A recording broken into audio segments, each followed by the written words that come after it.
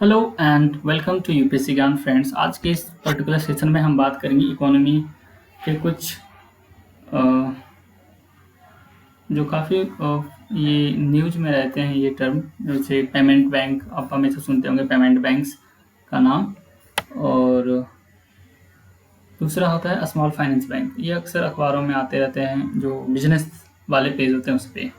And one more information कि हमारे channel पे इंडियन पॉलिटी के कोर्स जो है वो बिल्कुल स्टार्टिंग से बेसिक से स्टार्ट किया गया है, तो आप उसे प्लेलिस्ट में जाकर देख सकते हैं और उसका लिंक डिस्क्रिप्शन में भी है। साथ ही साथ इकोनॉमी का भी एक रेगुलर वे से चल रहा है, वो मेरे दूसरे फ्रेंड है वो उसे कवर कर रहे हैं बिल्कुल स्टार्टिंग से। उन्होंने बैंकिंग से स्टार्ट करा है, तो और ये मैं रेंडमली मैं कोई भी चीज़ें जो ऐसे होता है मैं उसे पिक करता हूँ, हालांकि वो रेगुलर वे में है। तो आप इकोनॉमी भी देख सकते हैं, उसका भी लिंक डिस्क्रिप्शन में है। और इनके पीडीएफ्स चाहिए, अगर आपको इनका पीपीटी चाहिए हो तो आप टेलीग्राम चैनल हमारा ज्वाइन करें, यूपीएससी ज्ञान 2019, वो उसका भी लिंक दे रखे हैं। ओके। एंड आपको फिर कोई डाउट हो तो आप कमेंट करके हमें बताएं, हमें मेल कर सकते हैं। Okay. So without delaying start देखते हैं आज क्या क्या है, आप क्या सीखेंगे आज। ओके। सो तो हमारे पास सबसे पहले है ये अब दोनों के मतलब हम इसे ना कॉम्पेरेटिव वे में समझेंगे कि स्मॉल फाइनेंशियल बैंक क्या होते हैं। ओके। एंड एक सेकेंड, और ये पेमेंट बैंक होते क्या हैं। अब मैंने इनको इन दोनों को लिख रखा है इधर पे, सॉरी, ये और ये पेमेंट बैंक है। अब दोनों तरफ अलग अलग चीज़ें आएंगी, एक एक करके देखेंगे। सबसे पहले small financial bank. Small finance bank होता क्या है? ये एक बैंक है, it's a kind of schedule commercial bank. जैसे शेड्यूल कमर्शियल बैंक जो होते हैं, जैसे एसबीआई है, पीएनबी है, ये सारे बैंक ये शेड्यूल कमर्शियल बैंक हैं, जो ये लिस्टेड होते हैं, आरबीआई के अंडर में होते हैं ये। तो ये भी एक शेड्यूल कमर्शियल बैंक है। अगर आपके एग्जाम में क्वेश्चन आए कि schedule finance bank is banks are not schedule commercial bank, तो ये स्टेटमेंट करता है ये शेड्यूल कमर्शियल बैंक ये भी होते हैं। और ये एक तरह से ये एक पार्ट है, it's part of differentiated banking. Differentiated banking के पार्ट है। आपको ये पता नहीं होगा कि ये टर्म ये है कि यहाँ पे आप देख सकते हैं डिफरेंशिएटेड बैंकिंग। ठीक है। तो डिफरेंशिएटेड बैंकिंग होता क्या है? तो डिफरेंशिएटेड बैंकिंग जो होते हैं, जैसे कि नाम से पता चलता है, डिफरेंशिएटेड इकोनॉमी का ये खासियत है कि अगर आप नाम को इलेबोरेट करना सीख गए, एनालाइज करना सीख गए, तो बहुत सारी समस्याएं वैसे सॉल्व हो जाती है। तो डिफरेंशिएटेड मतलब डिफरेंट काइंड ऑफ। तो इट मीन्स इस तरह के जो बैंक होते हैं, it has it focuses on something like different kind of ambitions. इनके जो एम होते हैं वो अलग होते हैं, इनके क्लाइंट्स अलग टाइप के होते हैं। ओके। और इसके जो मोड ऑफ वर्किंग होता है, इनका काम करने का जो स्टाइल होता है वो अलग होता है। तो ये सारी चीज़ें हैं और यही होते हैं डिफरेंशिएटेड बैंकिंग बेसिकली। अब इसे ज़्यादा नहीं करेंगे यहाँ पे एलेबोरेट, क्योंकि यहाँ पे हम स्मॉल फाइनेंस बैंक और पेमेंट बैंक देख रहे हैं। तो एक डिफरेंशिएटेड बैंकिंग पे एक अलग से वीडियो बनाएंगे और पूरा समझेंगे कि डिफरेंशिएटेड बैंकिंग। अभी के लिए इतना काफ़ी है। एंड नेक्स्ट है, ये फोकस करता है, it focus on lending for financial inclusion to small business units and small marginal farmers. Okay. तो जो स्मॉल मार्जिनल फार्मर है, जो छोटे किसान होते हैं, सीमांत किसान होते हैं, और लघु ये बिजनेसमैन होते हैं, छोटे छोटे बिजनेसमैन व्यापारी जो होते हैं, उनको ये लैंडिंग करता है। मतलब लैंडिंग मीन्स उधार देना। ओके। अब इतना तो पता होगा, लैंडिंग मतलब उधार देना होता है। एंड ये और साथ ही साथ माइक्रो एंड फाइनेंशियल इंडस्ट्रीज जो होते हैं और अनऑर्गेनाइज्ड सेक्टर जो हैं, यूनिट हैं, उनको भी, बट नॉट एक्सक्लूसिवली, ये पूरे एक्सक्लूसिवली इसको कवर नहीं करते हैं, बट हैं। Okay. It's not so exclusive. So ये कुछ थे। अब पेमेंट बैंक की तरफ चलते हैं। तो पेमेंट बैंक जो है ये सबसे पहले रिकमेंड किया गया था 2013 में। एक कमेटी बनी थी, नचिकेत मोर के अध्यक्षता में एक कमेटी बनाई गई थी और उन्होंने रिकमेंड किया था कि payment banks should be allowed in India. ठीक है। और इसमें जो होंगे ये सारी चीज़ें, और ये क्या है कि एक ये न्यू टाइप का बैंक है। Okay. It's a new kind of bank and it is also set up as differentiated bank. ठीक है। डिफरेंशिएटेड बैंक ये भी होता है, जो मैंने पहले बताया था कि डिफरेंशिएटेड बैंकिंग काम कैसे करता है। मतलब it means that there are different kinds of banks with different aims, clients and mode of working banking sector के हैं, ये सब सारी चीज़ें होती हैं। अब इसमें क्या है कि इसमें इस बैंक को परमिशन दी गई है कि ये अपने एटीएम को सेटअप कर सकते हैं, बिजनेस कॉरेस्पॉन्डेंट रख सकते हैं। अब यहाँ पे ये टर्म है बिजनेस कॉरेस्पॉन्डेंट, दिमाग में चल रहा होगा कि ये होता है, ये होता वैसे लोग होते हैं जो इनको एक टैब लैपटॉप पकड़ा के गांव में भेज दिया जाता है कि जाओ उधर पता करो किसके पास अकाउंट है, किसके पास नहीं है, किसको पैसे निकालने हैं, किसको जमा करने हैं, तो ये सारा काम ये करता है जाके। And they are the new kind of banking और विथ, ठीक है, that can accept a limited amount as deposit. इनका जो डिपॉजिट होता है वो लिमिटेड है, ये टर्म याद रखें, एग्जाम में ये सब टर्म ट्रैप बनता है। दिस इज लिमिटेड 1 लाख पर कस्टमर, एक कस्टमर 1 लाख रुपए तक का वो डिपॉजिट कर सकता है। नेक्स्ट एसएफबीज की तरफ चलते हैं, स्मॉल फाइनेंस बैंक की तरफ। इसको प्रमोट कौन करता है? Who is the promoter? इधर individual, corporates, trust, societies and also resident individuals and professionals with 10 years of experience in banking and finance, and companies and societies owned and controlled by residents with eligible, ठीक है, will be eligible as promoters। Okay, तो ये जो होंगे ये सब individual आप भी कर सकते हैं, कोई एक इंसान हो सकता है, कॉर्पोरेट ट्रस्ट हो सकता है, ठीक है, और भी जो हमारे देश में वो टाइप के सोसाइटीज चलते हैं वो इसको प्रमोट कर सकते हैं। नेक्स्ट है, जैसे इस्टेब्लिश किया गया कंपनीज एक्ट 1956 का जो एक्ट था उसके अंडर, और ये गवर्न किया जाता है। आरबीआई का जो एक्ट है 1934 के तहत इसको गवर्न किया जाता है, और ये एक तरह का प्राइवेट इंस्टीट्यूशन है, ऐसे private institution that can operate without any restrictions, बिना किसी प्रतिबंध के इसका ऑपरेशन होता है, ये ऑपरेट करते हैं खुद को। And the area unlike RRBs और लोकल एरिया बैंक जो होते हैं, आरआरबीज मतलब रीजनल रूरल बैंक जो होते हैं, और लोकल एरिया बैंक होते हैं, उनके पास जिस तरह का रिस्ट्रिक्शन होता है वैसे यहाँ पे कुछ सारे रिस्ट्रिक्शन नहीं है, ठीक है। एंड ये चीज़ें हैं। एंड इसमें मिनिमम कैपिटल इस बैंक का 100 करोड़ होगा, 100 करोड़ रुपए इसके लिए प्रिस्क्राइब किया गया है, इसके पास जो अमाउंट होगा इस बैंक का, ठीक है, उससे ज़्यादा नहीं, मतलब कम नहीं, मिनिमम है, उससे ज़्यादा उससे इससे कम का नहीं होगा। पेमेंट बैंक, फिर से अब देखते हैं इसका फीचर्स क्या क्या है। सबसे इंपॉर्टेंट ये चीज़ है कि एग्जाम में फीचर्स पूछ सकते हैं आप। फीचर्स कितने तरीके से पूछे जा सकते हैं, देखो क्वेश्चन ना अलग अलग तरीके से पूछे जा सकते हैं। एक क्वेश्चन ऐसा पूछा जाएगा कि consider the following are payment banks, ठीक है, कौन सा स्टेटमेंट पूछेगा, करेक्ट कौन सा है, 2-3 स्टेटमेंट दिए आपको। दूसरी बात पूछेगा कि which of the following is not a feature of payment bank. तो ये बेसिकली 2 तरीके हैं जिससे कि सवाल बनते हैं। तो इसमें देखते हैं कि इसे ये जो है इसके पास एक्सेप्टेंस ऑफ डिमांड डिपॉजिट, ये जो टर्म आता है ये अपने आप में एक चैप्टर बन जाता है, डिमांड डिपॉजिट। तो that is current deposit and saving bank deposit, and ये सब पर इसमें इसके लिए परमिटेड है, ठीक है। इसमें करेंट डिपॉजिट हो सकता है, मतलब करेंट अकाउंट और काशा सेविंग अकाउंट हो सकता है। No NRI deposit should be accepted.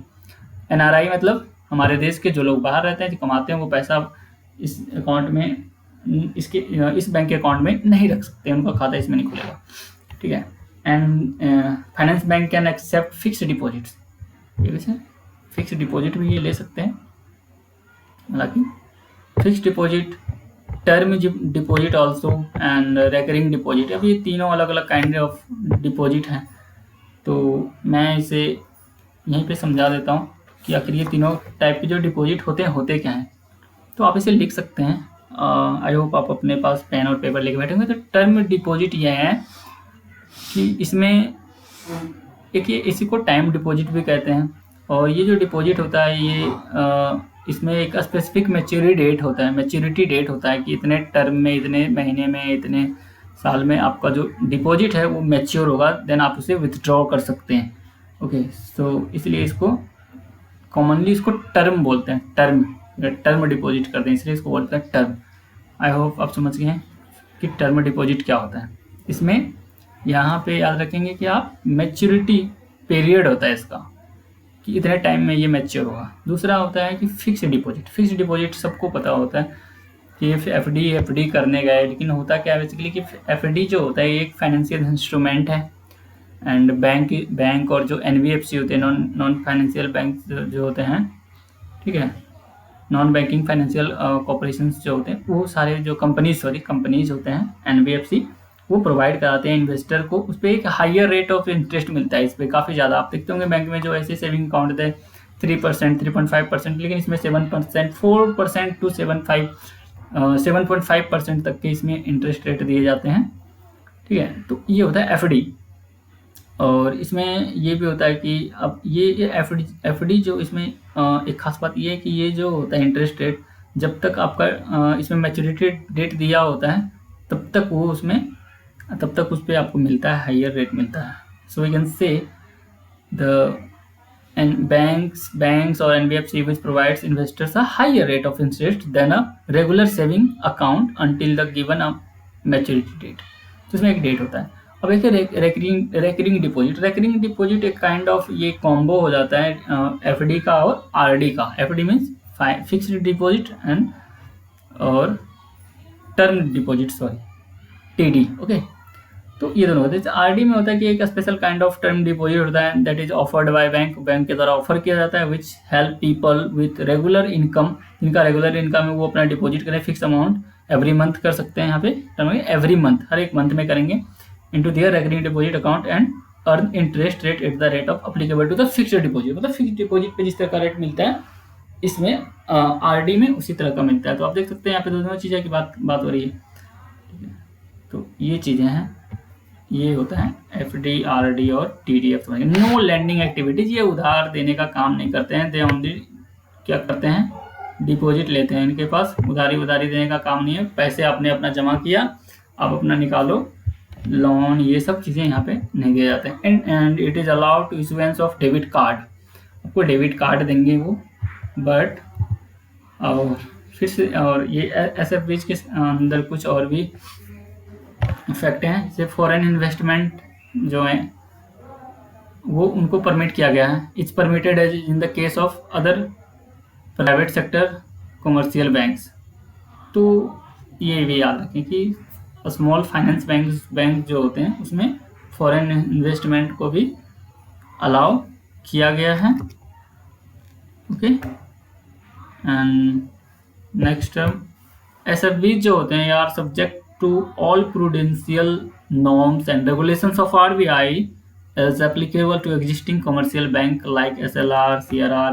मतलब अब इनको गवर्न कौन करता है, आरबीआई का मैंने बताया कि आरबीआई का जो एक्ट है, आरबीआई एक्ट 1934, उनके अंडर इसको गवर्न किया जाता है। तो जिस तरह आरबीआई और अन्य कमर्शियल बैंक्स जो वो अपना सीआरआर और एसएलआर मेंटेन करते हैं, तो उसी तरह की चीज़ें इन्हें भी वो मेंटेन करना पड़ता है, एसएफबीज को भी।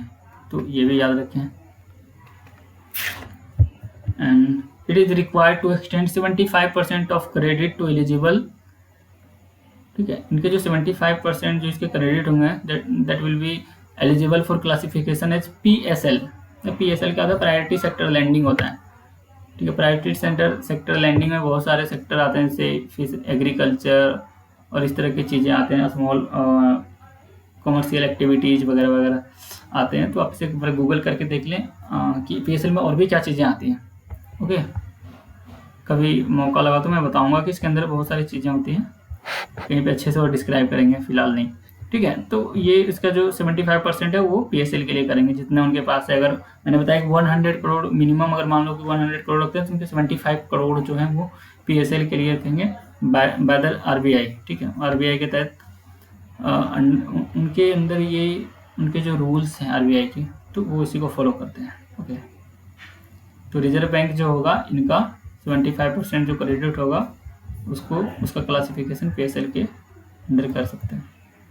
And it is mandatory that 25% of its branch shall be in unbanked rural center. It is important fact, 25% branch जो होंगे वो अनबैंक्ड, मतलब वैसे एरिया में होंगे, रूरल एरिया में जहाँ पे कोई बैंक नहीं है। अनबैंक्ड मतलब कोई बैंक नहीं है, तो 25%। पेमेंट बैंक के और फीचर क्या है कि आपसे ये पूछा आपने, मैंने बताया कि payment bank debit card issue कर सकते हैं but can't issue credit cards. Okay, and it has to maintain CRR, LRR, CRR or sorry SLR वगैरह वगैरह ये सब जो होते हैं उनको मेंटेन करना पड़ेगा, जैसे कि मैंने यहाँ पे बताया था। ठीक है, यहाँ पे ठीक है। तो payment bank also subject to all prudential norm and regulations of RBI applicable to existing commercial banks. तो जिस तरह का होता है ये करेंगे। And it is permitted to handle cross border remittance transaction जो होते हैं, तो उसको भी ये हैंडल करेगा पेमेंट बैंक।